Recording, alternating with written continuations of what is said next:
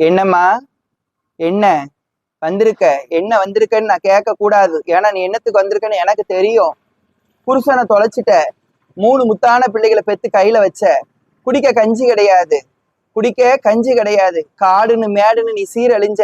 ஒருவேளை கஞ்சி பிள்ளைகளுக்கு கொடுத்து நீ வவுத்துல பச்சை துணியை கட்டிட்டு படுத்து கிடந்து நிம்மதி இல்லாம இருந்த. பிள்ளைகளை ஆளாக்கணும் வளர்க்கணும்னு நினைச்ச. ஆனா உன் பயிர் திசை மாறி போச்சு, உன் பேச்ச கேட்கல. இன்னைக்கு உன் பயிரை பறி கொடுத்துட்டு வந்து நிக்கிற. பயிரை பறி கொடுத்த உனக்கு கண்ணீரும் கவலைகளுமா நிக்கிற. மீதி இருக்க 2 பயிரையாவது நல்ல வழி காட்டுன்னு நினைக்கிற. நிம்மதி கிடையாது. சாதி உண்டு, சனம் உண்டு, ஊர் உண்டு, உறவு உண்டு. ஆனா அத்தனையும் வெறுத்து ஏதோ ஒரு கோவில்ல போய் தஞ்சம் புகுந்து நிக்கிற.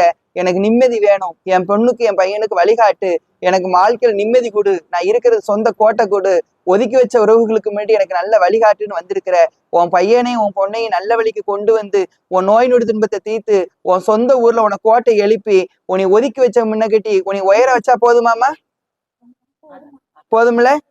3 வாரம் 3 வாரம் செவ்வாய்க்கிழமை இந்த பத்திரகாளி அம்மாள 11 தடவை சுத்தி வந்து அவளுக்கு நெய் விளக்கு ஏத்தி ஒரு சொட்டு கண்ணீர் அவ பாதத்துல விட்டு போ.